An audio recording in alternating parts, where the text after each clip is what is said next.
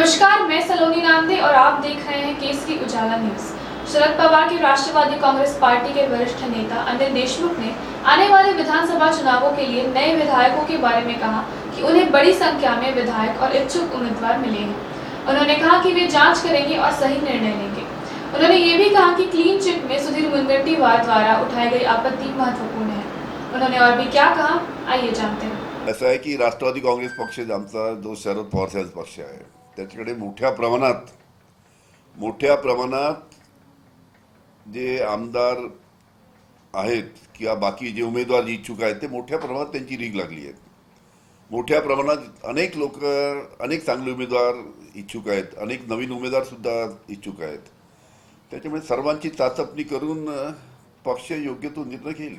Clean chit देण्यात आली नाही। क्लीन चिट देताना ज्या पद्धतीचा आक्षेप सुद्धा त्यांनी घेतला की काय काय त्रुटी होत्या याच्यामध्ये,